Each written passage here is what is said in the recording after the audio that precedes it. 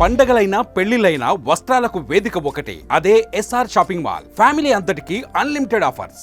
ఆంధ్రప్రదేశ్ ప్రభుత్వం రాష్ట్ర వ్యాప్తంగా పారిశ్రామికీకరణ అలానే ఉపాధి మార్గాలను పెంచేటువంటి క్రమంలో ఇండస్ట్రియలైజేషన్ పైన ఎక్కువ ఫోకస్ పెట్టాలని నిర్ణయించింది. ఈ క్రమంలో రాష్ట్రం నుంచి వెళుతున్నటువంటి 3 జాతీయ రహదారులు, వాటికి అనుబంధంగా కేంద్ర ప్రభుత్వం ప్రకటించినటువంటి ఇండస్ట్రియల్ కారిడార్లు, ఈ పరిధిలో దాదాపు ఒక్క ఏపీలోనే 7 ఇండస్ట్రియల్ పార్కుల్ని అభివృద్ధి చేయాల్సినటువంటి పరిస్థితి ఉంది. 2014-19 మధ్య 4 ఇండస్ట్రియల్ పార్కుల్లో యాక్టివిటీ మొదలైంది. మిగతా వాటిని ప్రారంభించేటువంటి క్రమంలో చంద్రబాబు నాయుడు ప్రభుత్వం మారినటువంటి పరిస్థితి. తర్వాత వచ్చినటువంటి జగన్మోహన్ రెడ్డి ప్రభుత్వం దీనిపైన పెద్దగా ప్రాధాన్యం చూపించలేదు. అయితే కేంద్ర ప్రభుత్వం చొరవతో ఒక ప్రైవేటు ఇండస్ట్రియల్ పార్క్ మాత్రం అభివృద్ధి దిశగా వెళ్ళినటువంటి పరిస్థితి ఉంది.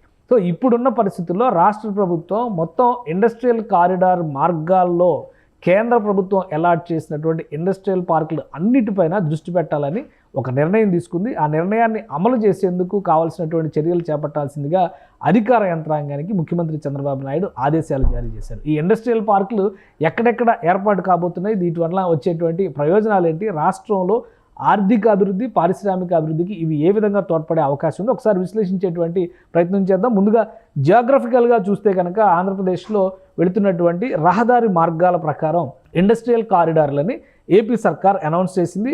మొదటి రహదారి చెన్నై కలకత్తా మధ్యలో ఉన్నటువంటి జాతీయ రహదారి. ఈ జాతీయ రహదారిని దృష్టిలో పెట్టుకొని వైజాగ్ చెన్నై ఇండస్ట్రియల్ కారిడార్కి సంబంధించి ఒక ప్రకటన కేంద్ర ప్రభుత్వం చేసింది. దీనికి సంబంధించినటువంటి బడ్జెట్ ఎలకేషన్స్ కూడా జరిగినాయి. ఈ క్రమంలో 4 పారిశ్రామిక వాడల్ని డెవలప్ చేసేటువంటి ప్రతిపాదనని కేంద్ర ప్రభుత్వం బడ్జెట్లో ఆమోదించినటువంటి అంశాలు ఇవి.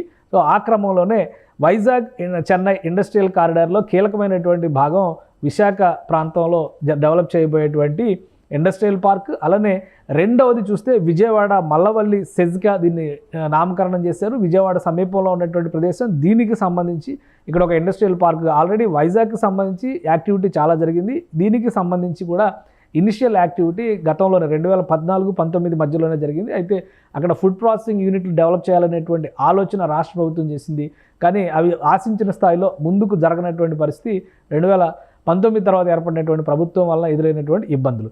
అదే క్రమంలో ఈ దిగువకి చూస్తే కనుక దొనకొండ ప్రాంతాన్ని కూడా పారిశ్రామిక ప్రాంతంగా అభివృద్ధి చేయాలని ఇదే ఇండస్ట్రియల్ కారిడార్ మార్గంలో వచ్చేటువంటి ఇండస్ట్రియల్ పార్క్గా దీన్ని డిక్లేర్ చేశారు.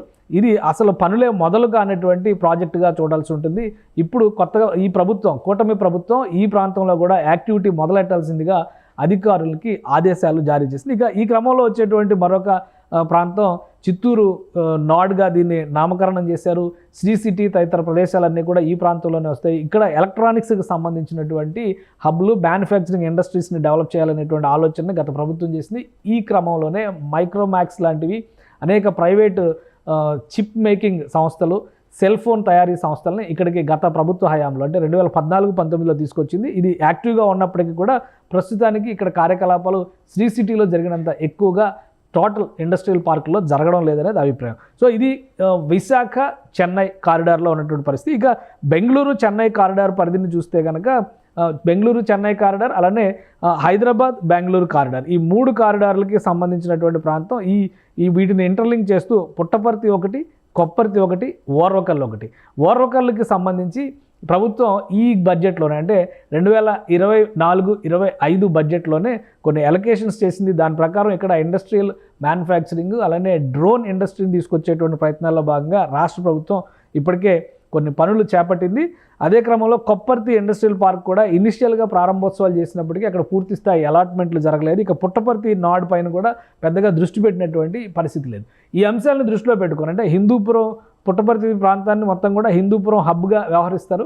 సో ఈ అంశాన్ని దృష్టిలో పెట్టుకొని రాయలసీమలో ఉన్నటువంటి ఈ 3 ప్రధానమైన ఇండస్ట్రియల్ పార్కుల్ని స్ట్రెంథన్ చేయాలనేటువంటి నిర్ణయం తీసుకుంది. ఇప్పటికే చిత్తూరు నాడు పైన ఫోకస్ ఎక్కువగానే ఉంది. అక్కడ వస్తున్నటువంటి పరిశ్రమలకి తోడుగా అదనంగా ఎలక్ట్రానిక్స్, మ్యానుఫ్యాక్చరింగ్స్కి సంబంధించినటువంటి పరిశ్రమలు తీసుకురావడం పైన అధ్యయనం చేయాల్సిందిగా రాష్ట్ర ప్రభుత్వం ఇప్పటికే ఆదేశాలు జారీ చేసింది. ఇక ప్రకాశం జిల్లా పరిధిలోకి వచ్చేటువంటి దొనకొండ, పూర్తిగా దొనకొండకు సంబంధించినటువంటి ఇండస్ట్రియల్ పార్క్ డెవలప్మెంట్ని ప్రత్యేక కేటగిరీ కింద చూడాలి. అక్కడికి తీసుకురావాల్సినటువంటి పార్కులు అలానే రాబోయేటువంటి రోజుల్లో విమానాశ్రయ నిర్మాణానికి సంబంధించినటువంటి ప్రణాళికలను కూడా అమలు చేయాలని చెప్పని ఆంధ్రప్రదేశ్ ప్రభుత్వం ఆలోచన చేస్తుంది.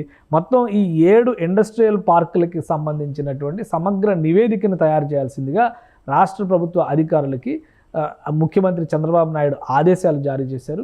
అతి త్వరలో ఈ ప్రాసెస్ మొదలు పెట్టకపోతే 2025 ఆర్థిక సంవత్సరం 2025-26 బడ్జెట్కి సంబంధించి ఎలొకేషన్స్ కూడా పారిశ్రామికీకరణకు సంబంధించి రాష్ట్రంలో అన్ని ప్రాంతాలని కవర్ చేసేటువంటి ఈ పార్కుల పారిశ్రామికీకరణకు సంబంధించి ఒక సమగ్ర విధానాన్ని రూపొందించి అమల్లోకి తీసుకొచ్చేటువంటి ప్రయత్నాన్ని ఆంధ్రప్రదేశ్ ప్రభుత్వం చేస్తోంది. ఆ క్రమంలోనే ఈ పార్కుల పైన ప్రత్యేకంగా రాష్ట్ర ప్రభుత్వం దృష్టి సారించింది. సుమన్ టీవీలో మీ పర్సనల్ అండ్ బిజినెస్ ప్రమోషన్స్ కోసం కింది నెంబర్కి కాంటాక్ట్ చేయండి.